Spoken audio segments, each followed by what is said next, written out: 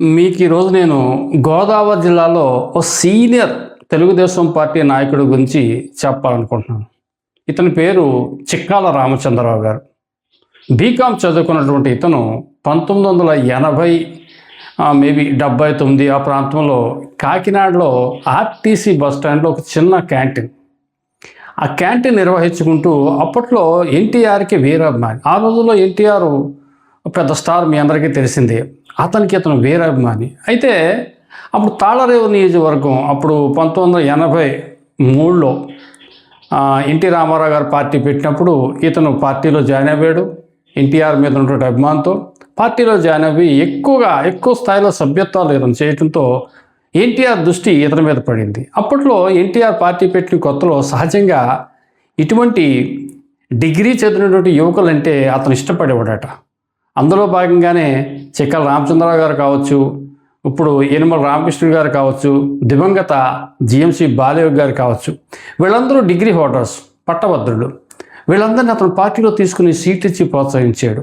అందులో భాగంగానే రామచంద్రరావు గారు కూడా 1983లో జరిగినటువంటి ఎన్నికల్లో తొలిసారి అతనికి టికెట్ ఇస్తే ఆ రోజుల్లో తాళరేవు నియోజకవర్గంలో ఘన విజయం సాధించి వరుసగా 5 సార్లు శాసనసభ్యునిగా అతను విజయం సాధించాడు.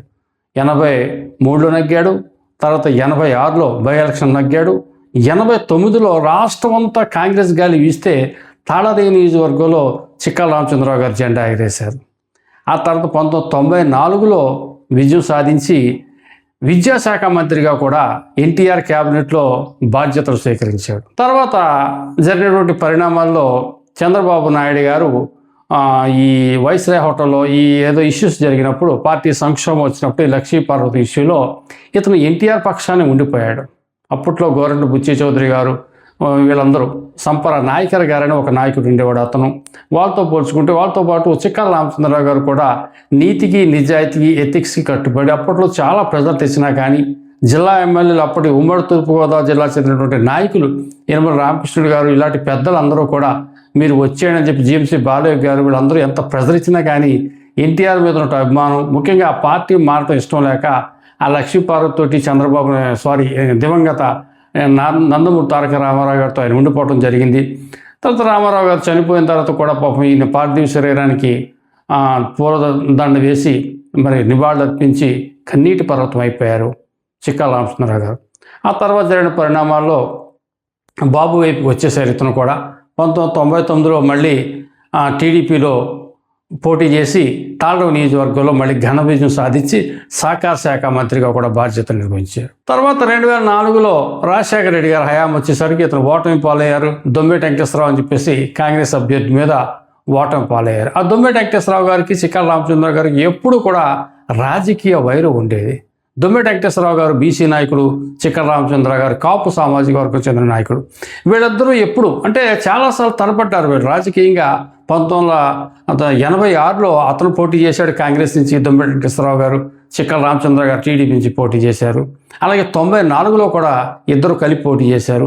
99లో దొమ్మేటి వెంకటేశ్వరరావు గారు సీటు ఇవ్వకపోతే స్వతంత్ర అభ్యర్థిగా విమానం గుర్తు మీద పోటీ చేస్తే రామచంద్రరావు గారు టీడీపీ మీద పోటీ చేసి స్వల్ప మెజార్టీతోటే విజయం సాధించడం జరిగింది.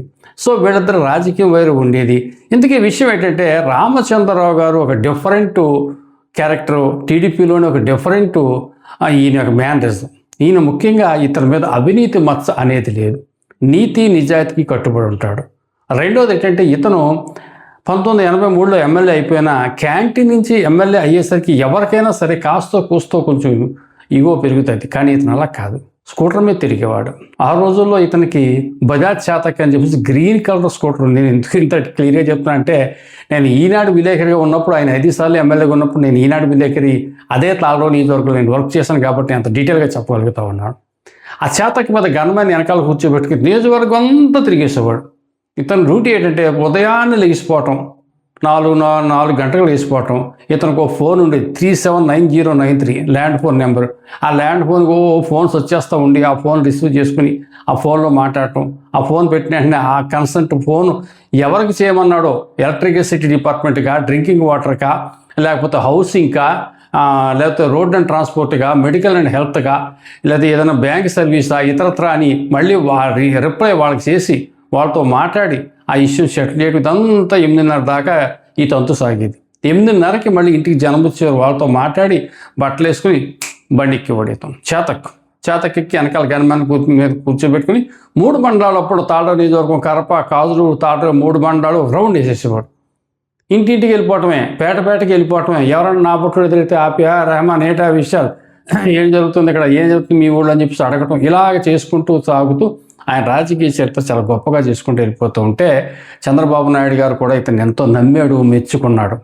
2017లో ఇతన్ని శాసన మండలికి పంపించాడు. శాసన మండలిలో ఎమ్మెల్సీగా కూడా ఇతను పనిచేశాడు.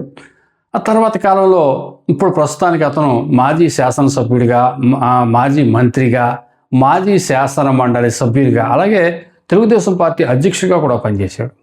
ఇవన్నీ చేసుకుంటూ ఇతను మిగిలింది ఏంటంటే, ఎంత కాపు సామాజిక వర్గం చెందిన వ్యక్తి అయినా కానీ గొడవలకు వెళ్ళడు, వివాదరహితుడు, సౌమ్యంగా ఉంటాడు. ముఖ్యంగా పార్టీ అంటే పడి చచ్చిపోయే విధానం. పార్టీ ఏదన్నా ఒక కార్యక్రమం అప్పచెప్తే కష్టపడి పనిచేస్తారు. కాకపోతే ఆ స్థాయిలో, పార్టీ చెప్పిన స్థాయిలో ఖర్చు పెట్టి జనాన్ని తరలించే డబ్బు ఈయన దగ్గర లేదు. నేను ముందే చెప్పాను కదా, నీతి నిజాయితీ అని చెప్పేసి ఎవరి దగ్గర డబ్బు తీసుకోలేదు, ఎవరికి డబ్బు ఇవ్వడు, లంచం పుచ్చుకోడు, లంచం ఇవ్వడు, రెండూ చేయడు. కాబట్టి ఇతనికి వచ్చే జీతం డబ్బులే. ఆ జీతం డబ్బుల్లోనే కొద్దిగా ఏదో ఖర్చు పెట్టుకుని ఇంట్లో ఇతను వైఫ్ అలాగా కాలక్షేపం చేస్తూ ఉంటారు. ఇతనికి ఒక ఏకైక కుమారుడు దివాకర్. విచిత్రం ఏంటంటే, ప్రతి రాజకీయ నాయకుడు రాజకీయ వారసుని పెట్టుకుంటాడు, కొడుకును, కూతుర్ని, ఎవరిను. కానీ ఇతను ఉన్న ఒక్క కొడుకును కూడా సాఫ్ట్వేర్ రంగాన్ని పంపించేశాడు. హైదరాబాద్లో అతను ఒక దిగ్గజమైన సాఫ్ట్వేర్ కంపెనీలో చక్కగా అతను సెటిల్ అయ్యాడు. ఇంక ఇతనే రాజకీయంలో ఒక చిన్న కారు వేసుకుని ఒక డ్రైవర్ని పెట్టుకుని అలా మంగళగిరి పార్టీ ఆఫీస్కి, లేకపోతే ఇంకా నియోజకవర్గంలో కరప, కాజూరు, తాళ్ళేరు, రామచంద్రపురం, రూరల్, టౌను, గంగవరం, ఇంకా మొత్తం కోనసీమ, కాకినాడ, రాజమండ్రి జిల్లాలో ఈయన పరిచేస్తూ అందరి దగ్గరికి వెళ్తూ ఉంటారు. పెళ్ళికి పిలిచినా, పేరెంట్ అనిపించినా వెళ్తారు. నాకెందుకు వచ్చిందిలే, నాకు వయసు అయిపోయింది కదా, రిటైర్డ్ అయిపోయిన మాత్రం అనుకోడు, కష్టపడి తిరుగుతూనే ఉంటాడు. బాబు గారు ఎక్కడికి వచ్చినా జిల్లాలో వెళ్ళి కలిసి వస్తూ ఉంటాడు. నేను ఎందుకు ఇతని కోసం చెప్పాలనిపిస్తుందంటే, ఈ రోజుల్లో ఇటువంటి రాజకీయాలు చేసేవాళ్ళు చాలా తక్కువ. ముఖ్యంగా డబ్బు ఆశించకుండా నీతి నిజాయితీగా పనిచేసేవాళ్ళు, బండి మీద, స్కూటర్ మీద తిరిగేవాళ్ళు అయితే ఎవరు లేరు. ఇప్పుడు అందరూ ఫార్చునర్ కారు, ఎమ్మెల్యే అవసరం లేదు. ఫార్చునర్ కారు కొనాలంటే అతను సింపుల్గా ఓ మార్కెట్ కమిటీ చైర్మన్, లేకపోతే ఆ ఊరికి సర్పంచ్ అయ్యాడంటే ఫార్చునర్ కారు కొనేస్తున్నాడు. అంటే మంది మార్బలం, హంగు ఆర్భాటం ఎక్కువగా ఉన్నటువంటి రాజకీయాలు చేసేటువంటి రోజులు ఇవి. కానీ అప్పుడు అలా కాదు. రామచంద్రరావు గారు డిఫరెంట్గా, రామచంద్రరావు గారితో పాటు కొంచెం ఇలా నీతిగా పనిచేసేవాళ్ళు అప్పట్లో నాయకర్, సంప నియోజకవర్గం, పాప ఆయన లేరు, దివంగత, మత్స్యకార సామాజిక వర్గం చెందిన అతను కూడా అలాగే నీతిగా పనిచేశాడు. సో అలాగే బత్తిన సుబ్బారావు గారు, ముమ్మిడివారు, ఆయన కూడా అలాగే నీతిగా పనిచేసినటువంటి నాయకులు. అది పాతతరం నాయకులు వీళ్ళందరూ చేసినటువంటి వీళ్ళ ఇప్పుడు కూడా చిక్కర రామచంద్ర గారు ఏదో పెళ్ళిలో పేరటలో కనపడితే జనం ఇతను ఏమంటారంటే, ఏమండి మీ హయాము రామరాజ్యం అండి అంటారు. మీ హయాము ఇప్పుడు ఎవరన్నా ఉన్నటువంటి ఎమ్మెల్యేలు ఆ నియోజకవర్గం ఇది రామరాజ్యం అని ప్రజలు చెప్పలేరు. ఇంచేతంటే వాళ్ళకున్న బాధలు, కేసులు, అక్రమ కేసులు, ఏదైనా పనికి మీద వెళ్తుంటే వాళ్ళు దొరకకపోవటం. అసలు ఎమ్మెల్యేలు ఎక్కడ దొరుకుతున్నారండి? ఎమ్మెల్యే ఫోన్ ఇప్పుడు సెల్ ఫోన్ వచ్చినా దొరకటం. ఆ రోజు ల్యాండ్ ఫోన్లోనే ఎమ్మెల్యేలు దొరికేవారు. ల్యాండ్ ఫోన్లో డైరెక్ట్ దొరకకపోయినా ఆ ఎమ్మెల్యే ఇంటికి వెళ్తే దొరికేవాళ్ళు, ఆ ఎమ్మెల్యే మన ఊరు వచ్చేవాడు. ఆ పరిస్థితి ఎన్టీ రామారావు పార్టీ పెట్టినప్పుడు వచ్చిన. అంతకుముందు మళ్ళీ కాంగ్రెస్ పరిస్థితిలో లేదట. కాంగ్రెస్ ఎమ్మెల్యే ఎప్పుడైతే వచ్చేవాడు కాదట. సో ఇది రామచంద్రరావు గారి గురించి మంచి. Thank you. హలో, తెలుగు రాజ్యం ఛానల్ చూస్తున్నారా? సామాజిక, రాజకీయ, జీవన చిత్రణే తెలుగు రాజ్యం. అతిశయోక్తులు, అసత్యాలు ఉండవు. రాజకీయ కోణం కాదు, ప్రజా కోణమే కొలబద్ద. తెలుగు రాజ్యం వీక్షణ మీ ఉత్తమ అభిరుచికి నిదర్శనం.